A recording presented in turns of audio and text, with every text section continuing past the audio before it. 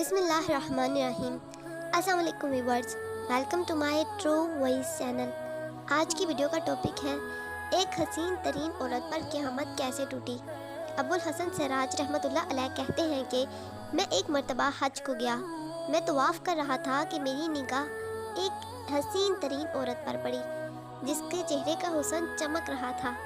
मैंने कहा, वल्लाह ऐसी हसीन औरत मैंने आज तक नहीं देखी। यकीनन इसके चेहरे की सारी रौनक इस वजह से है कि इसे कभी कोई रंजो गम नहीं पहुंचा। इसने मेरी ये बात सुन ली और कहने लगी, तुम ये क्या कह रहे हो? वल्लाह मैं गमों से जकड़ी हुई हूँ और मेरा दिल फ़िक्रों से और आफतों से ज़ख्मी है और इन गमों और फ़िक्रों में मेरा कोई साथ देने वाला नहीं बचा। मैंने पूछा, ऐसा क्या हुआ? वो कहने लगी कि मेरे खामन ने कुर्बानी की एक बकरी ज़िबा की।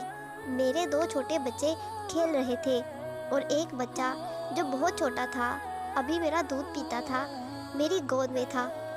मैं गोश्त पकाने के लिए उठी तो उन दोनों लड़कों में से एक ने दूसरे से कहा, तुझे बताऊं कि अब्बा ने बकरी किस तरह से ज़िबा की? दूसरे ने कहा, हाँ बताओ। तो उसने छोटे भाई को लिटाकर बकरी की तरह ज़िबा कर दिया। फिर वो डर गया, उसको ज़िबा करके डर के मारे भाग गया और पहाड़ पर चढ़ गया। उस पहाड़ पर भेड़िए रहते थे। वहाँ एक भेड़िए ने उसको खा लिया। उसका बाप उसकी तलाश में निकला और ढूंढते ढूंढते प्यास की शिद्दत से नढाल होकर वहीं मर गया। मैं दूध पीते बच्चे को बिठाकर बाहर अपने शौहर का पता करने निकली तो वो छोटा बच्चा घसीटता हुआ हंडिया के पास पहुंच गया जो चूल्हे पर रखी जोश से पक रही थी। इसको जो उसने हिलाया वो पकती पकती उस पर आ गिरी, जिससे उस बच्चे का सारा बदन और उसका गोश्त जलकर हड्डियों से अलग हो गया। मेरी एक बड़ी लड़की थी जिसकी शादी हो चुकी थी और वो अपने खामन के घर में रहती थी।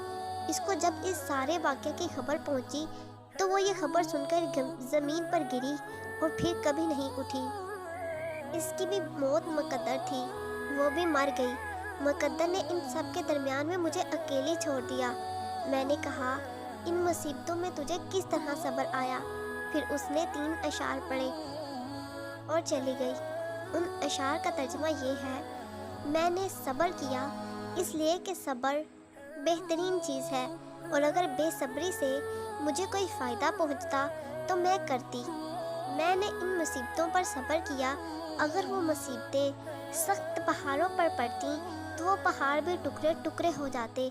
मैंने अपने आंसुओं को रोक लिया, बस इनको निकलने से रोक दिया। अब वो आंसू अंदर ही अंदर मेरे दिल पर गिर रहे हैं। व्यूअर्स, अगर आज की कहानी आपको पसंद आई हो तो वीडियो को लाइक और चैनल को सब्सक्राइब करें। आज के लिए इतना ही। अल्लाह हाफ़िज़।